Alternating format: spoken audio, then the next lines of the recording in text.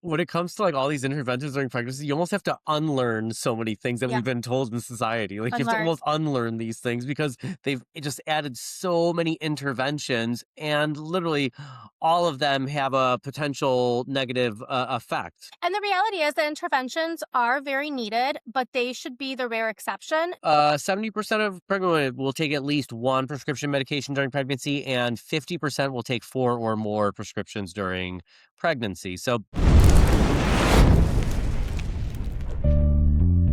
Hello and welcome to another edition of The Measuring Post, a place to learn and grow together. I've got another great guest today. In fact, I've got two of them. It is a husband and wife combination, Dr. James and Sylvia Boblak. They are doctors of pharmacy. As I mentioned, they're a husband and wife team. They're the co-founders of A Teaspoon of Wisdom. That's an educational arm of Health Made in America.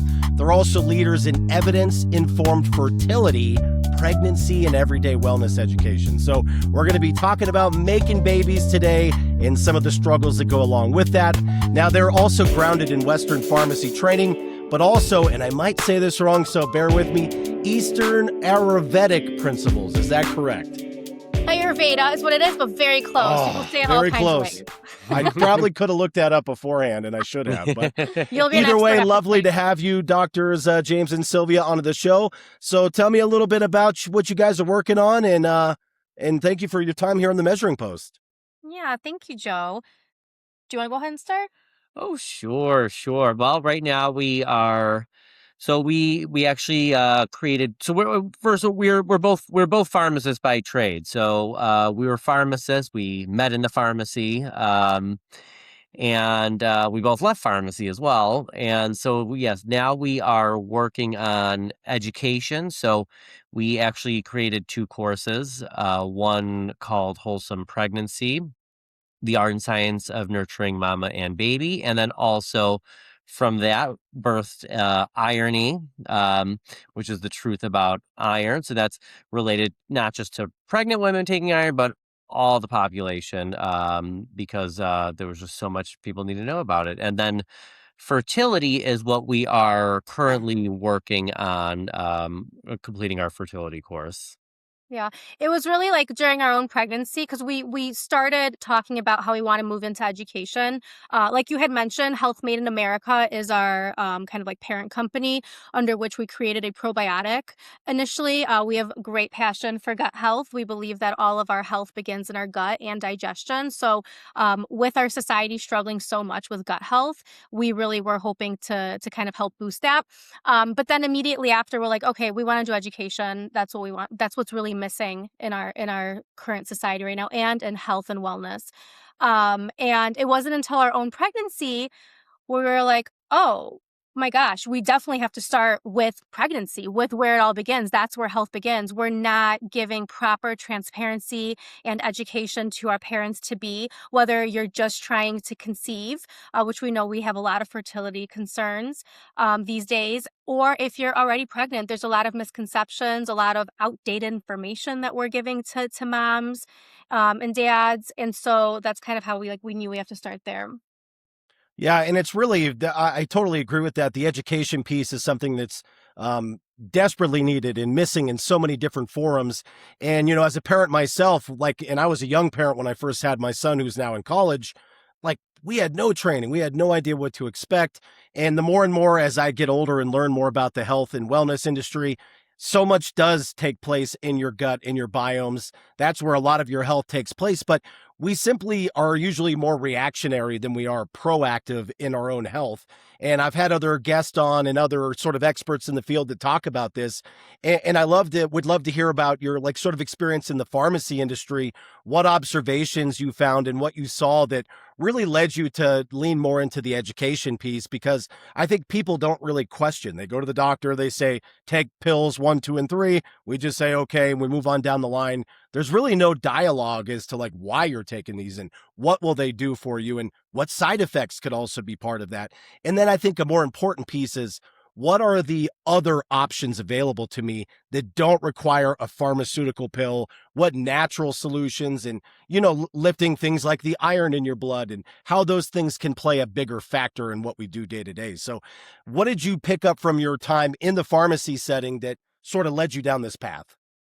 Okay, yeah. For myself, I was actually at the same store. I was a pharmacy manager at the same store for 14 years, which actually the best part about that was is that I developed some really deep connections with my patients. Like they knew everything about my life, I knew everything about their lives, so it ended up being a good situation as far as like understanding their whole healthcare as a whole, like their relationships with their doctors and everything.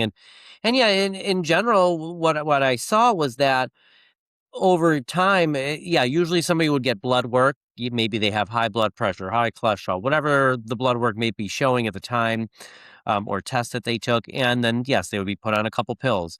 And what would always happen is that they would never just be on one or two pills. Over years, they would be on now three, then four, then five. And nobody gets off anything. It's just they're on it for life every single time. And they always add more and more and more medications. And they rarely had any sort of discussions of diet and lifestyle as a way to maybe actually get off some of these medications. So it was just such a rare thing for patients to go the opposite way. Almost every time they just got more and more medication. So it was clearly it wasn't healing anybody. It was just kind of putting a band-aid on the conditions that they had. I always give my one example because I spent 6 years within the pharmacy. I was at first at Walgreens, then I ended up at Walmart with him. But out of all those 6 years, I had only experienced interacting with one patient where their doctor was actively working with them to get them off of their medications, off of their like chronic medications. So in particular, this patient had type 2 diabetes, which is a life sentence typically given to most patients by their doctors, especially if they're already on insulin. Like they'll tell you that you have to take this for the rest of your life. And this woman and her doctor, they were working to get her off. She got off her insulin. My God, this woman was glowing, thriving. I mean, she was rejuvenated. She was vitalized. She looked like she was living a second life again. And it was way better than that first one. But I only saw one of those experiences in 6 years. And I feel like I should have seen way more than that. It should have been a daily thing, you know? Yeah, and I hear a lot of that, and you do notice that people that chronically take medication, and sometimes it is unavoidable for sure, but I love what you said, James. It does seem like people take one and then they take another one, and then the third and fourth one are to counteract the first two and to sort of offset some of the symptoms that come from those. Instead of trying to eliminate the other ones, they just add more into the cocktail and sort of make it like this hodgepodge of medication that will treat symptoms instead of underlying conditions. And I absolutely agree that and I don't want to be the guy that's like, medicine is like, it's big business still though. It's and there is an element of truth that not every doctor or organization or pharmaceutical company wants you to get better and off their product. They want to keep you right there at the right level, so you have to continue to use it for life. And again, Yes. I know that sounds very conspiracy theory, but the more and more people I talk to, it just seems like that's really evident. It's the reality. I mean, like you said, it's a business, it's an industry. What is the primary goal of a business? Always, right? To make money. I mean, Yeah. Yeah. I think that we're getting really good with society. I think people's hearts are in the right place. So I think we're getting more Yeah. people trying to like make money as a byproduct of doing good in the world. So just to make it go in a positive direction. But yeah, healthcare is an industry. Yeah, I would say that my one of my employees when I started as a pharmacy manager was going into healthcare administration, and he said the very first thing he was taught is that number one, you need to know that healthcare is a business. It's not about helping the patients. Number one, it is a business, and that's what they're told in administration because that's going to be their goal in healthcare administration is that you need to make sure it's profitable. And really, you just nailed it. That's number one. That's Hmm. not the fifth thing on the list. That's top of the totem pole. You guys are here to keep people in these buildings. So, yeah, I mean, I think that that's something that more and more Americans and people in general are waking up to, that this is sort of what goes on behind the scenes. And again, I think a lot of doctors, a lot of nurses, and a lot of people that are pharmacists and everyone in the industry, their heart, their intentions, all in the right place. But at the other side of that building is the administrative building, and they might not share some of those life-saving sentiments that, the people, the hardworking women and men of the medical field, do. Exactly. Yeah, exactly. So you did ask as a second part of the other question, just to follow up with that, what would be some like more natural approaches, right? Or like what directions you can take before moving like straight to pills. Um, We often have these discussions. We've been having them more and more now because people talk about like medical advice and then lifestyle and diet advice as two separate categories. But really, lifestyle and diet are the fundamentals of medical healing, of medical, should be the fundamentals of medical advice. They're not at the moment, but I'd like to see a time where we don't view them as two separate entities. Because like in Eastern modalities, such as the ancient Ayurvedic modality or Chinese medicine, diet and lifestyle changes are the means by which you live a healthy life, you prevent health concerns and diseases, and they are the means by which you heal, that is your medicine. Diet and lifestyle changes are your medicine. And so that is medical advice. And so I'd like to see that more in this country where we combine those two together and we say that diet is medical advice.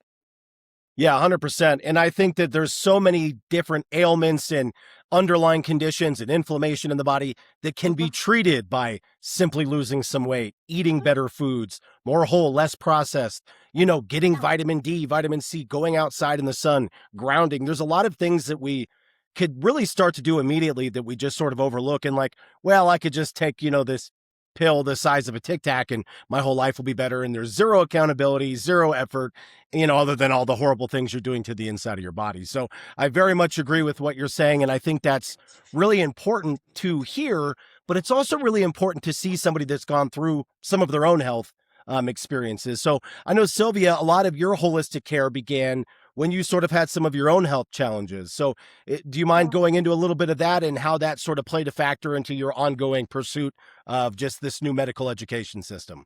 Yeah, absolutely. So I was in a position where I knew that I wanted to be in some kind of healing modality when I was like 12 years old. I remember having this distinct like feeling when I was 12. That's what I want. And for me it equated to pharmacy because I thought, medications, that's how you heal people. So that's what I was going with since I was a little kid. And then over time, like around probably when I was like 15, 16, I started developing some really rough issues. Like I was having the kind of heartburn where it was like keeping me up at night and I would cry myself to sleep. Like 16, 17, 18-year-olds shouldn't be having heartburn like that. It's not normal, right? I was like constipation one day, diarrhea the next day. Like I didn't have a normal gut balance at all. I always felt distended, so uncomfortable. Later finding out that most people live their lives feeling that way. I had really bad skin problems. I had eczema. I'm not going to use the terminology for this, but those little red bumps that often people have on their face and on their arms. Yeah. So that I remember the dermatologist telling me that I can't ever get rid of that's going to be lifelong for me. I can just maybe use some pharmaceutical topicals just to kind of quiet it down, but it's just a lifelong thing. And I remember being really demoralized because I was really young to be hearing these things. And luckily, I do believe that I was put into this world to be a healer, probably through my own experiences. And so there was something that kept coming up in me, being like, I have to look into this more because I wasn't getting solutions. Like, I was always told for like heartburn, take some Prilosec, right? The omeprazole, any of the acid suppressors, they'll help. They never helped, maybe for like a day. And so I would be told to take those. I would be told that stress can be a contributor. Yeah, I was very stressed. But nobody ever told me, and of course diet, but nobody told me like what can I actually change, And that's that missing gap that we're trying to address. Like what does it actually mean that your diet or your stress could be contributing to this, right? So I started digging deeper, and my cousin actually ended up introducing me to Ayurveda. And I looked deep and I fell so in love with it because what it is, it's the science of, or I'm sorry, it's the knowledge of life. If you translate it exactly what Ayurveda means, it means knowledge of life. And there's so many branches of it. But the big thing that Ayurveda is so great at that we could learn from is prevention of diseases and then how to rejuvenate yourself back to rebalance your body and heal through lifestyle and food modifications. And so I ended up implementing those changes based on what I needed personally. That was like a big thing because In the Ayurvedic modalities, and this is in Chinese medicine as well, it's very common amongst Eastern modalities, where you have to honor yourself as an individual, right? Like in modern day times, we kind of give one pill for everybody, and we don't distinguish the fact that every single person has a different makeup mentally and physically. And so I like evaluated myself. I studied myself for a little bit, and I understood kind of where my symptoms are coming from based on my mental and physical makeup. And so I altered my diet, my exercise.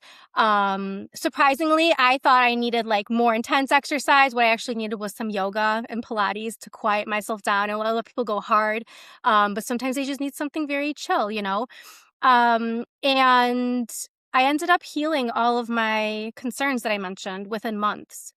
And I had been dealing with them for years. So this was actually the summer going into pharmacy school. And so I was like, oh, well, there's a huge conflict because I don't believe in medications anymore. Like that's where my mind was at. I was like, Yeah. none of the medications I've ever been given ever helped me, right? And I just healed myself through food and exercise and sleep and stress relief and meditation. And yeah, so I ended up going through with it anyways because I was really nervous to change gears, but I feel so incredibly excited that I did that because it was really important for me to go into that environment and to learn exactly what the shortcomings are of our healthcare system and where these medications are needed, which is usually in like very acute settings. We can like save people's lives with pharmaceuticals, but beyond that, there's a lot of limitations there. And I was so blessed to have my eyes open by my own, my own health concerns. Yeah, and I think it's really important what you mentioned there is that there really isn't, even though they like to make it seem like it, there shouldn't be cookie cutter solutions Mhm. because it doesn't matter what worked for you might not work for James, might not work for me, and what works for me might not work to my brother who's very similar, same mom and dad. So you would think, well, if it works for me, it's got to work for him. Not necessarily the case. Everybody's got unique underlying symptoms, genetics, things that can differ from sibling to sibling, certainly person to person. So Yeah. it's really important to identify what's going on internally. And I'm Mhm. assuming that there's some ways that, tactics and techniques you used, obviously getting your blood work done, seeing your counts, if you have low iron, if you have high cholesterol, those are all indicators of things that you can then start to address with food, with diet, with exercise. But I love that you sort of saw before you went into the field, like, wow, there's now this new fork in the road where I could go down the path that I was thinking of traditional pharmaceutical medicine or like this more holistic side. Mhm. And the more and more I study this and talk to people in your situation, a lot of people lean to the holistic side. And there's got to be truth to a lot of this. So I'm excited to learn a little bit, James, also your perspective of, seeing, you talk about learning the intimate details of someone that you were like their pharmacist for a long time. You really do sort of kind of build a bond in a relationship. Did you have some of these conversations with those long-term patients? And were there suggestions that come from you, or is that sort of like taboo? You don't talk about it, but you're like, hey, Nancy or Bill or whoever, maybe instead of, focusing on these medications, if we tried a few holistic approaches that might also have health benefits. Was that something you felt like you had the freedom to discuss with them? Yeah, I definitely had. I always felt like as manager, I don't know. I just felt like I'm going to just go. These are my friends now. I'm going to talk to them like they're my friends, and that's what it became. And so yeah, we definitely had discussions. And they weren't afraid to tell me anything that was going on with them, and obviously like it's interesting because me and Sylvia would talk about some of the situation because some of them are more complicated, and she's definitely the expert when it comes to food, and how to heal through that. But so I would talk to her about them sometimes, and then go back to these patients. But we had definitely a lot of conversations, and a lot of them were actually about different medicines. And shots and a lot of different things that doctors were recommending to them. And so they wanted my full opinions on these things. And I remember a bunch of situations, but there was one where um, one of the patients had just really bad aches all the time. Their liver was starting to get really bad. Their liver function was going down. They were on a cholesterol medicine, and like almost every healthcare professional knows that those cause liver issues and aches and pains. And everybody knows that. But I asked the patient, I was like, well, did you bring it up to your doctor? And they're like, yeah, the doctor said, oh, it's got nothing to do with that. Just keep taking it. And I was like, oh, man. I was like, that's like the most common thing known that it causes these things. And so we talked and she stopped taking her medication and came back a few weeks later and said, she's like, oh my God, I feel great. Like I could move around now. Her liver function started getting better when she had her next blood work. And I was like, okay, well, great. It's just such a small, subtle thing that should be told to a patient like this, wasn't told to her. If she would have kept taking this medication, it would have been devastating for her. But not even her own doctor would tell her this kind of information. So What I do want to add to that, because you're saying how like she stopped her medication, I think that there's going to be listeners. There's probably people that are like, what do you mean she just stopped her medication? And as a pharmacist, I would like to put something out there in terms of medicines. There's this fear tactic that's used where even if you're experiencing side effects, you will often be told that stopping it is just, you can't do that. Like you're going to die. Like all of a sudden your cholesterol is going to skyrocket. And, there's a lot of fear that gets put into it. And the reality is that these medications, like a cholesterol medication, for example, the point of it in general is for long-term benefit. Okay. It's not that from day to day, it's going to save your life, if that makes sense, right? So if you are feeling some kind of discomfort, some kind of side effects from your medications, depending on which one they are, and definitely talk to a pharmacist and a doctor to help you through that. But there should be encouragement towards being like, okay, let's wean down off of this one. Let's stop this one temporarily. We know that there's nothing wrong with stopping cholesterol medication, for a month and seeing if you feel better. This should be encouraged because we know that there's so many side effects that come with these medications. It shouldn't be like, no, you can't ever stop it. It's forever now, yeah. regardless of this. We'll just put a new medication on. Yeah, well, I don't want to give the wrong impression. Like some do need to be weaned off properly. So it depends on the medication, but like in that scenario, like a cholesterol medication, they could just stop it and they're not going to have some bounce back side effect that's going to happen from stopping it. So, and that's probably actually most medications are like that. There are certain like steroids and other heart medications. Some of them you have to be careful of stopping abruptly. Antidepressants. Antidepressants. Other things. Yeah, but there are also plenty that you can just stop if you're getting side effects. And that's really refreshing to hear because you're absolutely right. That's definitely everything I've ever heard when it comes to medication. It's, if you stop it, your head will explode and you can't do that. So there is that fear-based tactic that exists for sure. And then, this also leads me to like sort of the education, why it's important because, normal people like me who have no training in this, I don't question anything. If the doctor says, take this, take 4 and call me in the morning, I do that. And I don't have a second thought to guess it because I don't simply have enough information. And most people aren't going to do their own research. But this also leads me to, it's not a 4-letter word, but it's kind of become one in today's society, like vaccines. And people are really, they're either 100% on board or 100% not on board. But, I've talked to other medical professionals and people in the autistic space. And a lot of these vaccines that we take, we sort of do so blindly. And a lot of them might be great and some are important, but some just kind of forced upon us, as guinea pigs. And I was wondering what your thoughts and perspective were on the amount of current vaccinations and, sort of, I know this is a bit of a loaded question, so feel free to do what you want with it. Are you ready for us with this question? I'm ready. Yeah, let's go. Well, yeah, sure. I'll start.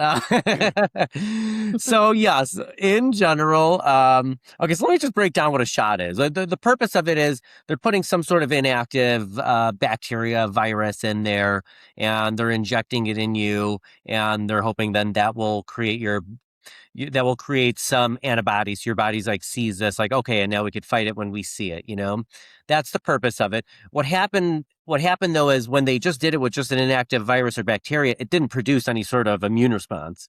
So what they had to do is they had to add something to stimulate your immune response. So they would have to put something toxic in the shot to make sure that you got that actual response. So that's these adjuvants that they put in, which is interesting because a lot, yeah, at least from our schooling, like I don't remember them really breaking down what these adjuvants are. It But was then just a quick like extra thing that has to be in there. Like, yes, that's yeah, just yeah. The adjuvant. It sounds like kind of a nice word, but it's not. It's something toxic put in there to get an immune response. So like that's why you often see like aluminum in a lot of shots. For example, they used to put mercury, like things that were very toxic that that your body will recognize this toxic thing. Oh, and it has this inactive virus or bacteria, so now it'll respond to that type of bacteria or virus.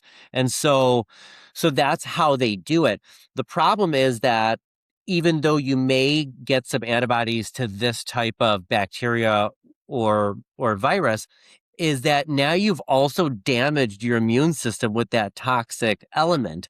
And so though it may protect you in some fashion to that particular disease, there's literally millions of bacteria and viruses out there. You will also be weakened to most of the other things out there. So still the strongest way we always talk about is just having a strong immune system, because relying on those is going to cause damage to your immune system. So yes, we did deal with a lot of people in pharmacy as far as like shots, because we were literally pushed to make sure we got as many shots as possible. And yeah, I guess I could imagine susceptible seniors that were susceptible and a very weak immune system, where maybe the shot would be good for them in that fashion, where like, okay, they protect against this thing. It doesn't matter if they're going to be weaker against other things. Maybe at this point that this is something we just need to protect them against.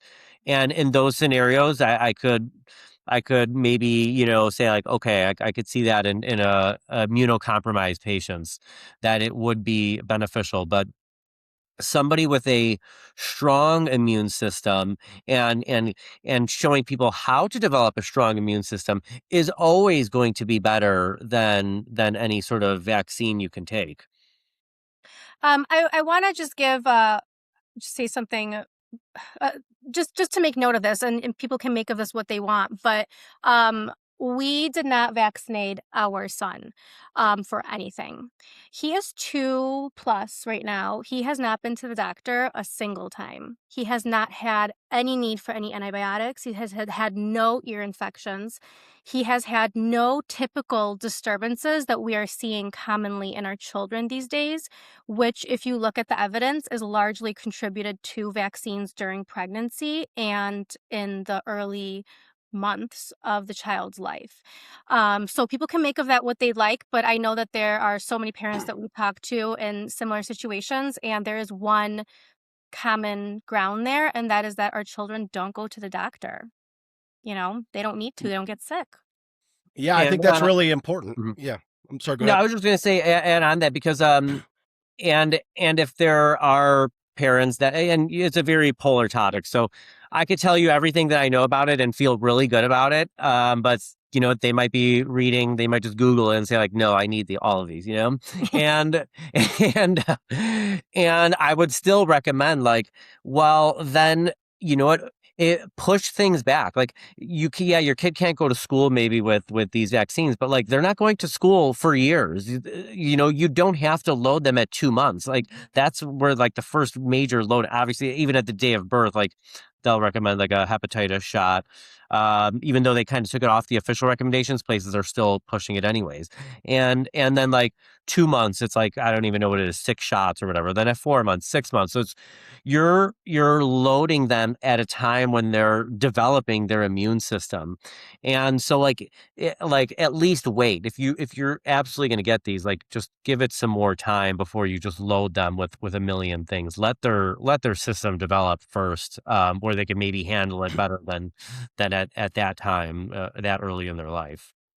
Yeah, no, that's great advice. And honestly, like the sheer volume of new vaccines that they're requiring or requesting that we put into our children is absolutely massive, even compared to what we got when we were kids. And Yeah. you Oh go yeah. back even to our parents and grandparents' generations, they got like polio and one other vaccine, and that was it. That's So Yeah. they right. didn't get polio and whooping cough, and then they were healthier. They lived better lives. They ate better foods. They were stronger. Yeah. They weren't obese. Like there was so many other health benefits that they had that we were just sort of fed this bowl of lies that we absolutely will be dying unless we get all this medication. Yeah. But then Yeah. our generations are not as healthy, and we're sickly, and we're always at the doctor, and everyone's got a million ailments or viruses and aches, and it's sort of like, and I noticed this a lot in my parents' generation and above, like they are really tuned into like legacy media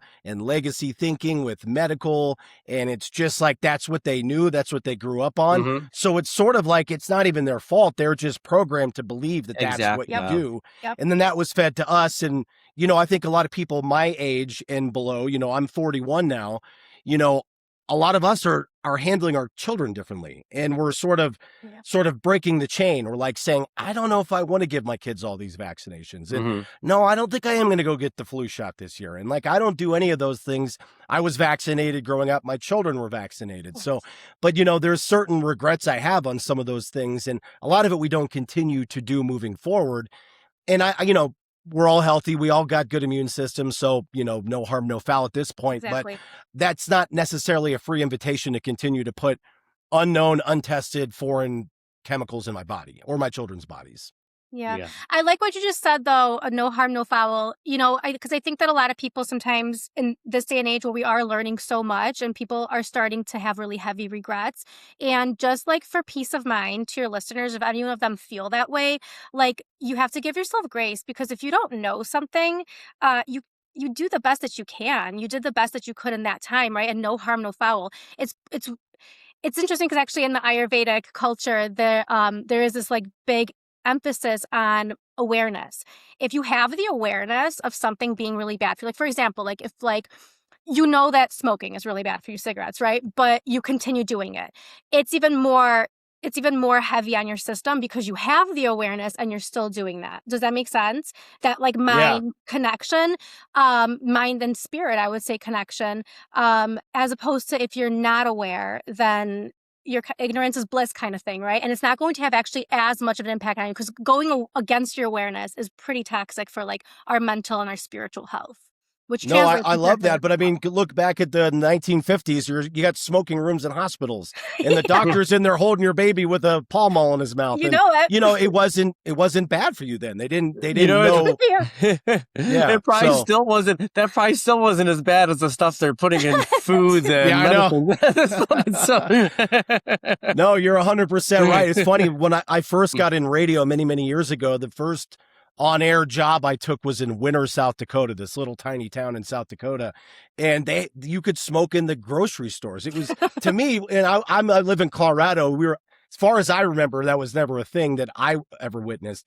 So, like to see some old lady with this giant Virginia Slim picking fruits, I'm like, what is going? Like, what planet am I on? And at the Oh, that's time, funny. I was even a cigarette smoker. I haven't smoked in 10 or 12 years now, but Good for you. back then I was a smoker. And even I was like, I don't think I need to smoke in the grocery store. Like that's one place I can Right, just, with like I can boundaries. get through without that. But, it was Yeah. a different time. It was a different place and it was Yep. accepted. So, sometimes when it's massively acceptable by the people around you, why second guess it? If my doctor does it, my mom does it, my neighbor does it, it's probably fine. Then it's right. Just because everyone's doing it, it's Yeah. okay. Yeah. I also only because this happened in a discussion with my dad about health stuff because, people will look at like their singular situation, like, oh, maybe like, let's say I got the shot and I was fine, or I did this and I was fine. But like, that doesn't mean that everybody's going to be fine. Because then I give the example, I was like, well, you hear stories of like a 107-year-old woman that's smoking 2 packs a day. And like, does that mean that everybody could smoke 2 packs a day and they're going to live till 107? Probably not, but yeah, there's going to be always situations where people are going to not everybody is going to react badly to a shot or a medicine or different types of foods. Everybody's made up differently. Some people are going to react acutely and it's going to be really bad, but we're trying to do no harm at all. We're trying to do what's best for everybody. And so we know that not knowing how you're going to react to something that could potentially cause harm, like that's what we need to avoid. Yeah. Because some people don't even like to talk about the whole side. Like you said, vaccines are very polarized, and they are. But what I often see is the individuals that, that really do believe in these vaccines being the way, there's a lot of resistance to talking about the actuality of side effects. I mean, they are a pharmaceutical agent. They come with side effects, just like every single drug. Look at the monograph. There's a whole thing of side effects. So we can't deny that there's certain people that are going to be affected by these side effects, right? Some people won't Yeah. be, like you said, but we have to be open to, at the very least, we can have different opinions on it. We can do whatever we want with our bodies, but we have to, at the end of the day, be at least open-minded enough to talk about, like, hey, there actually are side effects. And maybe when I'm making these decisions, I need to evaluate the pros and cons. That's probably just the wisest thing to do in general when you make decisions in life, right? Like, what could be the cons? Yeah, transparent, more Transparency. Yeah. transparency around all these interventions. Yeah. Yeah, and I think a lot of it, unfortunately, is people take it as a personal attack. Like, Yeah. if I'm very pro-vaccine or, put it in politics, put it in abortion, put it in medicine, vaccines, whenever somebody feels very strongly one way or the other, left, right, up, down, or in between, then you give them the opposite side of that conversation. It's an attack. A lot of people feel that Mhm. way. And that's why I really love doing this show. And it's meeting people with different opinions, left, right, top, bottom, in the middle, because we sort of, it forces the dialogue. It's okay to learn and have an open mind and still not agree. It's okay to test your knowledge. It's okay to learn something new. And it should be encouraged because this is how you grow. This is how you make informed decisions. And maybe you will never change your position. Maybe I'm 100% vaccine, never going to change my mind. I don't care what you say. Fine and dandy. Still doesn't hurt to listen. Still doesn't hurt to make a pros and cons list. And if you still decide to go one way versus the other, that's okay. But I love having these conversations because of the value that can come out of them. And the whole tagline for this podcast is a place to learn and grow together. And I do have my own opinions on things, but I reserve the right to always learn something new that might change my perspective. And if I lose that ability, then I stop growing. And if I stop growing, then, what's Yeah. the point? So I, Mhm. I Mhm. really Exactly. Jim love always that. says, agreed. Yeah, I love how you said it that way. So this is a time for me to learn something because, Western science and medicine, pretty familiar with. Ayurveda, this is a new one for me. So I'm really excited to learn a little bit more about that. So first of all, is that an Indian medicine, Chinese medicine? Where does it come from? And what's the high level sort of foundational framework for that? Yeah, so it is a Indian medicine that goes back actually about 5,000, 4,000, 5,000 years. So it's very old. Um, it's it's a science. It's a beautiful science, but it's one that integrates. It's not the kind of science that we talk about in the American culture where things are studied in a lab with studies, right? With studies in the lab. It's a kind of science that's highly based on observation, which is really important in science of all kinds. Observation, proper analysis, and also kind of developing theories and testing them out and seeing if they prove right. Also, an integration of spirit, which is really important. And it's not pigeonholing anyone into a certain kind of spiritual practice, but it's honoring the fact that if we look at the body holistically, that means mind, body, and soul. And so you kind of have to take all of them into consideration to have proper holistic health.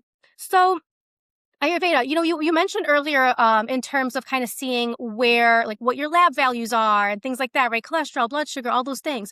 That's certainly one way. That's one way that's very common for us in Western healthcare to diagnose different kind of disorders, diseases, imbalances.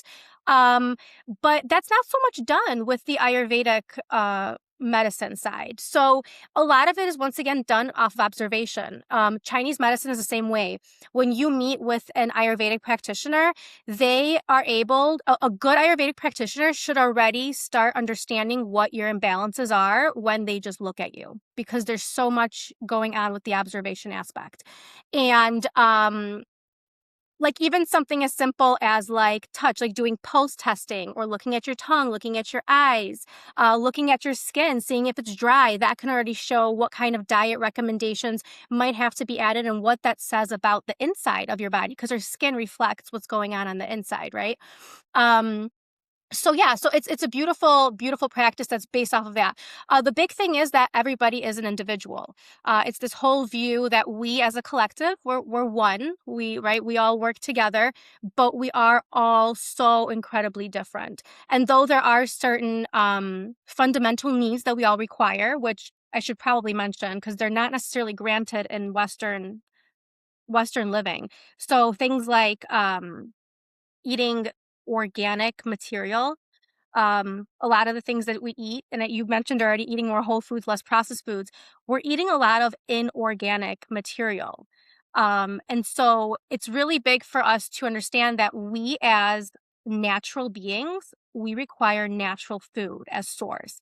We can't keep consuming all of these preservatives, all of these chemicals. This is a big topic to get into, but even vitamins, added vitamins, and maybe we should get into it because that goes into the iron part for us. But vitamins that are put into our food, like for fortification, these are synthetic vitamins made in a lab. They are not the same as if they were extracted from your, or if they were not that they're coming from your food, right? So you have to eat organic material. Otherwise, our body does not know what to do with it. It cannot transform it, metabolize it, um, and fuel all of your cells, all of your tissues. And after a while of consuming this kind of food that isn't all organic material, natural material, you will start seeing different dysfunctions in people. And that's a really big thing with Ayurveda. Diet and digestion is the biggest thing. So if you go to see an Ayurvedic practitioner, if you talk to somebody like myself, the first thing I will address is what is the state of your digestion? Because 99% of diseases come from a underactive digestion that can't properly metabolize the food and fuel all of your tissues, cells, organs. And how are you supposed to function? Like eventually you're going to see disease of all different kinds, depending on your genetic, susceptibilities, of course. But It's also the sister science of yoga. it's also the sister science of yoga. I like that. Yes. There you go. That's helpful. I should have started with that for you. Okay. So I know, yeah. yeah, so there's it's part of the Vedic sciences, and so there's a lot that goes into it. There's even like astrology is a part of it. Like if you go to India, you can get your doctorate in astrology to understand how the cosmos interacts with us, because it's all part of that greater kind of like organization of things. But yes, yoga is one of the sciences, the Vedic sciences, and that is meant traditionally to really help you kind of quiet your soul, and to find grounding of your mind, which translates into grounding of your body, being physically healthy. Now people use it obviously to have good abs and just, have a great yoga body, which is a really great, it's a That's very all right great, too. right? It's a great side effect of it, right? But a positive one. But originally, yes, it was meant to ground your mind and your spirit.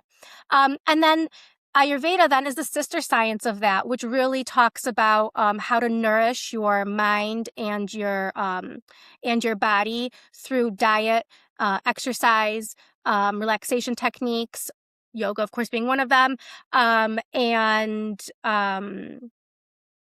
then how to prevent different diseases through your lifestyle and through the inputs that you put into your body, right? Because what's honored is that it's not only what you put into your mouth, it's all the different inputs. So what goes into your eyes, what goes into your ears, what you touch, right? And then, of course, what you put into your mouth. So what you smell is one of them as well. So if you think about, for example, your ears, the inputs, if you're constantly listening to, a lot of arguments, if you're in a very toxic environment, and you're listening to a lot of negativity, that is an input that is going to affect your mind and your body, and yeah. So I digress. What was I saying before? No, I think what you gave, the I think you were information done. you gave is Done.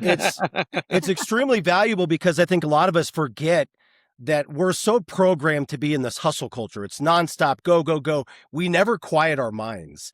And that's a big part of healing, resting.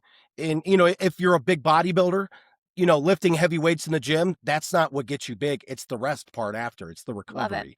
So you Yeah. have to get your mind to be at a restful pace, sometimes to rebuild cells, to rest, to rejuvenate. Yoga's great for sort of clearing out that mental clutter, getting your body moving, getting the, nice beach body's great too. That is a Mhm. nice side effect. But I love that you mentioned those other sort of areas where it's like, if you let your mind get back into like a beta wave instead of alpha waves, if you do some of these things where your mind can really dive deeper into your body and feel what's going on and work on repairing internal systems. And again, we're a culture where we'll put organic stickers on food that's made of plastic, and then I just go, "Oh, it's organic." It says here, but it doesn't have to be organic to put a sticker on it. So Exactly. finding those healthy options to eat and to consume things in cleaner air, not drinking garbage and eating garbage. I mean, there's so many little tweaks that you can do that would probably way out, class any sort of medical intervention that you can reactionarily do on the back end. Mhm. Yeah, amen. Amen to that. Well said. All Mhm. right, I'm hired. No. so Yes. So I would love to learn a little bit more about your courses. Obviously your wholesome pregnancy, which is the art and science of nourishing mama and baby, and then Mhm. irony. So my sister-in-law, who by the way, huge into astrology. It's funny every time she doesn't like somebody, she's like, I bet he's a Taurus or something. she's Love really into her. that. So, but yeah, That's she's me. awesome. She's funny, but she has a really low iron count, and then she was having a lot of health issues, and she's not overweight, eats healthy, doesn't drink, doesn't smoke, and was just like couldn't figure out what was going on. It turns out low iron was, the culprit. So it was great for her to identify that and then start to treat it. So, without going too much on about her, tell me about the courses, where we can find them, and sort of the benefits of your two flagship courses, and then a little bit about what's on the horizon.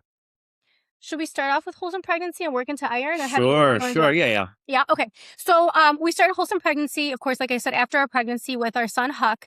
And what we wanted to basically achieve is to give transparency of kind of all the different challenges that women and families in general need to navigate during those times, and kind of the what do you call them? Landmines. Because there's a lot of landmines that we realized during our pregnancy. We're like, oh my gosh, like if you had no knowledge about any of this. Yeah, it's actually funny. When we were talking earlier, I was like thinking, I was like, we're educating people, but in a way, like when it comes to like all these interventions during pregnancy, you almost have to unlearn so many things that Yeah, we've been told in society. Like you have to unlearn. almost unlearn these things because they've just added so many interventions, and literally all of them have a potential negative effect. And the reality is that interventions are very needed, but they should be the rare exception. They shouldn't be the norm, the default. And that's what's kind of happening right now, is that these interventions are being used as a default, as like that's the better way just in case. But what we're seeing is that all of these interventions are very well documented in participating in the poor outcomes that we're seeing in our children in terms of health, whether that be physically or developmentally. So let me just kind of go into maybe like the kind of topics that we cover, because I think it's important, because I feel like those are kind of like the meat and potatoes of what you really kind of should watch for when you're pregnant. So the first one is to find peace. We're covering that. It's so important for everyone, including especially pregnant women, to find peace in their lives, and for families to find peace. So we go into that. We then go into nutrition. That is probably the bulk of the course. It's teaching how to nourish through yourself and your baby through high quality food. We promote, like, if you are able to eat, if you have access to food regularly and you eat 3 meals a day, we promote using high quality food over supplements, over prenatal vitamins. Those can be good for situations where women don't have access to other foods other than literally packaged processed foods. But if you have access to natural foods, whole foods, that will always be number one over prenatal vitamin. And that's not a very popular thing that's being said these days, but food over supplements always. So then we go into what? Ailments. Yeah, well, then we go into ailments. So it's gonna go over like heartburn, constipation, nausea, all these things that are common in pregnancy. And Sylvia does like a really good job of just going over all the natural options that most people don't know about. Usually go to your doctor, they're like, oh, take some ibuprofen, Tylenol, whatever it is, or take these cold medicines. And often they're like, oh, okay, they'll be safe enough listed for pregnancy, so people will take them. But then I go over actually all those and explain about the actual what we actually know about them safety wise and other things. But so it's like a whole section about ailments. Then after that, we go over prescription medications, because way more women are going into pregnancy on a prescription medication than ever before. What's the That statistic? 70% of pregnant women will take at least one. 70% of pregnant women will take at least one prescription medication during pregnancy, and 50% will take 4 or more prescriptions during pregnancy. So Mm. we felt it needed to go over those as well. And obviously, like antibiotics, those are fairly common that somebody might take, and they need to know about the pros and cons of that. Then after that, we go through vax or maybe diagnostics. Specific exam. So different types of diagnostics, ultrasounds, group B strep test, and treatment. Some really interesting stuff in there that most people don't know. And then vaccines, we go over all the pregnancy vaccines that are recommended. And then also, very importantly, the day of birth. There's so many decisions you have to make on the day of birth, like between epidurals, and geez, I can't even think of the what do they call Vitamin it? K shot? What's that? Vitamin K shot? Oh, that's right after birth. Vitamin K. There's erythromycin. Yes, Hep B shots. And then also induction medications. Oh, Lots of Pitocin, yeah, yeah. pitocin, things like that. So there's so many decisions you end up making on that day as well, and people need to know full transparency, because going through it, we saw that there was like hardly no transparency about any of these things. So, and then from doing this course, specifically during nutrition, iron, we ended up seeing that there were some really crazy recommendations on iron. And then as we dug into it, we're like, whoa, there's so much about iron that I think nobody understands. And so we had to make a course about it, because it was just too important. And I don't know your sister's situation per se, with iron, but what I see now is that in America and every industrialized nation, we consume more iron than ever in history by a wide margin. Like, we are consuming so much iron because they put iron in so many things. 90 to 95% of the flour that's consumed in the US, it has added iron to it, fortified iron. Cereals, Bread. pastas, breads, all infants' formulas and infant foods. Just everything has so much iron. So we're eating way more iron. So why is it coming up that it's saying that everybody is deficient in iron? Literally 75 to 100 million Americans are estimated to be deficient in iron. And there's absolutely no way with how much iron we're eating.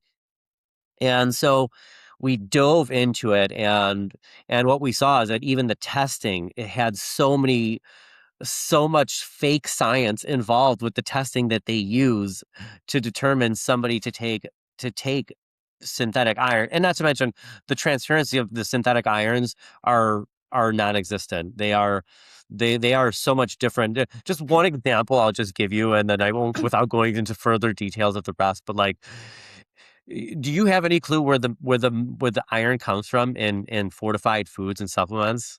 If you had to take Not a guess. personally, no. So literally, the majority of it, and this is actually according to the EPA, you could find documents that the majority of that iron is coming from something called steel pickling. So they use used up steel from steel mills and scrap metals. They dip them in sulfuric acid. It's great. It pulls off all the impurities, including rust and mill scale, which have iron on it. Then the iron that goes into this sulfuric acid bath will crystallize, because it'll react with the sulfuric acid. So it'll crystallize. They'll filter it out of there. They'll clean it, and then they'll crush it up, and that's just put into your food. and that's the ferrous sulfate. And then the other common one is reduced iron, which is basically a straight metallic iron. Also uses recycled metals most of the time too, and that just gets crushed up into a fine powder. Those type of things are extremely inorganic. Nothing organic about them, and yes, they are very, very damaging. And the course goes through how it causes all the damage and how it's so much different than the ones you get from plants and animals. And of course, I go through all the testing, because the testing is really important, because a lot of people are told they have low iron, and whatever symptom they may be attributing to potential low iron, it's almost never low iron. It's going to be related to something else. So, but you should Yeah. mention, because you mentioned that your sister's tests showed low iron, right? Yeah. Yeah, I mean, like I said, I don't know her reasoning for going to get the test or whatever. I don't know. It does turn out that when your body, when you do have like, so chronic inflammation is very common in the US because of all the foods we eat, or even just eating that type of like synthetic iron causes inflammation. And a lot of people don't know that they have it. It could be even caused by stress or sleep or caffeine consumption. Daily caffeine consumption could lead to chronic inflammation without somebody even knowing it. And those scenarios, your body will start to block your body from using iron, because iron is really bad for the inflammation and any infections, disease. So your body, once you're in that state, your immune system will activate to stop iron from being absorbed in. So then sometimes that will show as low iron, but it's because your body is blocking it. So blasting it with more iron is not going to actually do it. It's going to cause more and more damage. So there's a lot of nuances to it that I could talk for a couple hours probably about it, but No, but it's fascinating. but It's it fascinating. And ended up being so much more than we realized when we did the pregnancy course. That we were initially going to do fertility right away, but then I was like, you know what, I'm going to just make this course, because this was just so crazy, the stuff that there was to iron. well, that's crazy to hear about how some of that is processed. Obviously, not the ideal situation, and not what Yeah, the I health and think wellness most people industry don't would know like to hear. that. Yeah, and I mean, but even like more innocently curated forms of iron, they're not always bioavailable. The higher bioavailability for you to break it down internally. So that really matters. And I actually work with another group. It's a supplement group that prides themselves in not using fillers and all this stuff that they put in supplements and these vitamins. And a lot of Mhm. the crap that they put in vitamins is like wood filler and pulp and crap. It's not stuff your body actually wants, needs, or deserves. So, don't just go get the cheapest supplement either and think like, well, there's my iron. There's a good chance you're eating wood pulp and apparently Yeah. Oh. sulfuric acid generated steel pickle dustings. So no, thank you. I would much rather Yeah. find a healthy way to do that. And I think that's what really makes a company like yours really great. Again, the company is called a teaspoonofwisdom.com, where I'm assuming, can find access to both those courses and connect with you and learn more about Ayurveda and everything you're doing. Yes, Yes. please. We invite them to reach out to us. Our contact information's out there. My email is Sylvia at a teaspoonofwisdom.com. Easy enough. Always reach out. We are so happy to share. Hmm. Yeah, and if like a quick takeaway, like if someone's feeling really overwhelmed with their health choices and decisions on where to start, what's your best takeaway advice? Obviously, reach out to a teaspoonful of wisdom.com. I'll make sure links are around that. But just from like if you're sitting at coffee with your best friend and they go, "Hey guys, this is how I'm feeling. I'm overwhelmed. I don't know where to begin." What do you say in that situation? Gonna start. Go Well, I would say that the first ahead. thing that I think that's how I started on my journey too, is I started picking up every single thing I was going to put into my mouth, and I started looking for the ingredients. Um, Not what it says on the front, where it says organic and all that stuff, or like, oh, natural, not all that, the ingredients list.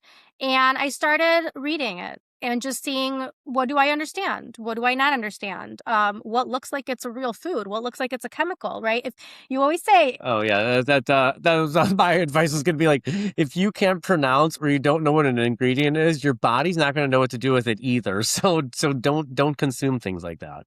Yeah, and like just be patient with yourself is so important. If I think about where I started back when I had my health concerns, I sometimes laugh at like what I considered healthy then, and then like now I'm like, oh gosh, I would never eat that. But I gained the awareness, but I only gained it because I stuck with it, and I was open to keep learning and then to keep modifying. Because I know some people will get so frustrated and be like, oh, this is such a pain in the butt. I don't have time for this. And yeah, it's time consuming because we are surrounded by so much crap. So it's going to take time. It's going to take patience. It's going to take some self-love. And then you'll just kind of be able to watch yourself slowly develop and learn and change.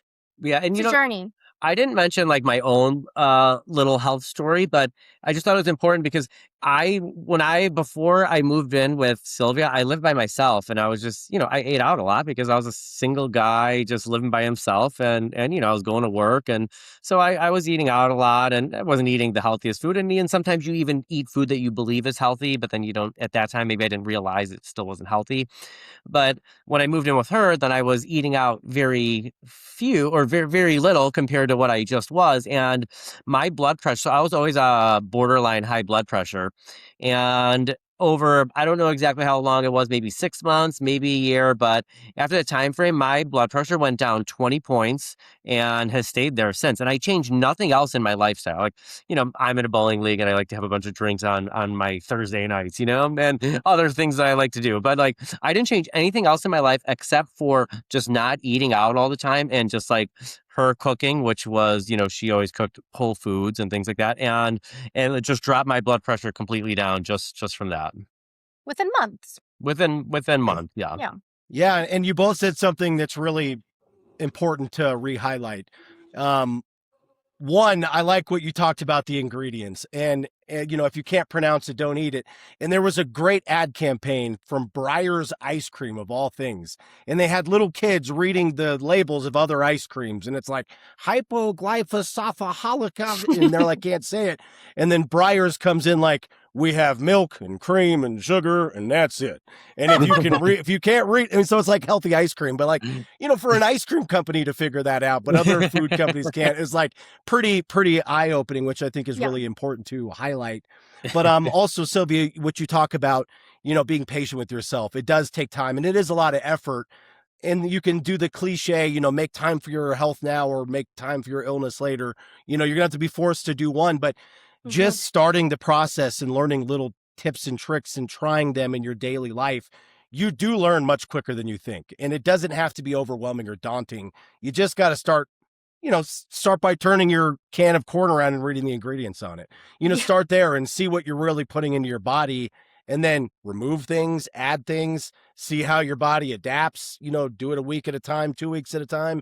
Before you know it, you do look back 5 years later and you go, man, I can't believe I used to eat that and think that was healthy. So, that's so right. my biggest recommendation too is just pick one thing and just try it and go from there. And then eventually you get excited about it. And then when you start losing some LBs or your blood pressure drops 20 points, all of a sudden you're like, wow, this not only is not like hard, I can't believe I waited as long to do this as I did. And I feel great, right? So yes. Yeah, it's a nice benefit.